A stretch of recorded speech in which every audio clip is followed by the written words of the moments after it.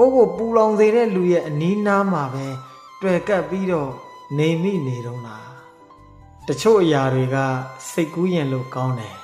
တကယ်တမ်းပေါင်းစပ်ဖို့ကြတော့မဖြစ်နိုင်ဘူး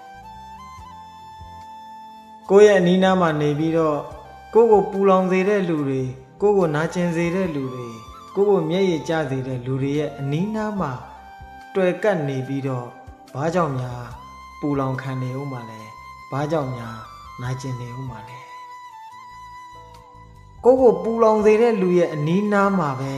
တွေ့ကပ်ပြီးတော့နေမိနေတော့လားအဲ့လိုလူမျိုးတွေရဲ့အနီးနားမှာနေရတာတဲ့စာရင်သူတို့ရဲ့အဝေးမှာတယောက်တည်းနေလိုက်ရတာကပို့ပြီးတော့အေးချမ်းပါတယ်ပို့ပြီးတော့ပေါ့ပါပါတယ်ဂယုစိုက်ပါကိုတန်မိုးထားတဲ့လူတွေကိုဂယုစိုက်ပါကိုမျက်နှိုးတဲ့လူတွေကိုဂယုစိုက်ပါကိုတလေးတစားနဲ့အေးအေးယူဆက်ဆံပေးတဲ့လူတွေကိုဂယုစိုက်ပါကူညီပေးပါ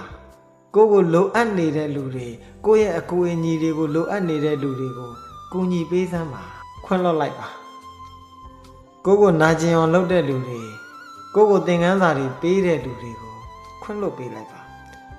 ဒါပေမဲ့သူတို့မားနေတယ်သူတို့ရက်ဆက်နေတယ်ဆိုတာကိုတော့သိအောင်ပြောပြပေးမှပဲခွင့်လွှတ်ပါပြောမပြရင်သူတို့မှန်တယ်လို့ပဲထင်နေတတ်တဲ့အောက်တန်းကြတဲ့စိတ်ဓာတ်ရှိတဲ့လူတွေကတတ်ကိုရှိပါတယ်ဒါကြောင့်သူတို့ရဲ့အမားကိုထောက်ပြပြီးမှခွင့်လွှတ်ပေးလိုက်ပါဆွန့်လွတ်လိုက်ပါ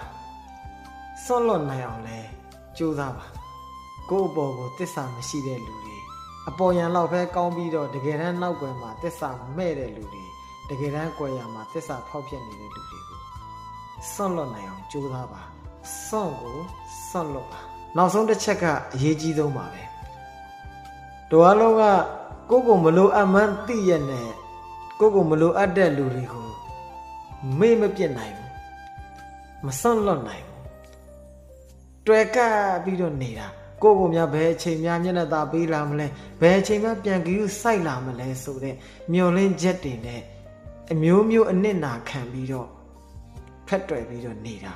အဲ့ဒီလိုနေလေပို့ပြီးတော့ပူလောင်ရလေတယ်ဒါကြောင့်မိတ်ပြစ်ပါမိတ်ပြစ်နိုင်အောင်ကြိုးစားပါဘာကျုပ်ဆရာတော်ကြီးရဲ့တရားစကားလေးတစ်ခုကိုသွားပြီးတော့တတိယမိတယ်တိတ်ကိုကောင်းပါတယ်ပေါင်းဆက်လို့မရတဲ့ဘဝနှစ်ခုကိုပေါင်းဆက်လို့မရတဲ့အရာနှစ်ခုကိုအတင်းကြီးလှုပ်ယူကြိုးစားနေတာကလည်းအပြစ်တစ်ခုပဲဟုတ်ပါတယ်တခါတလေမှာ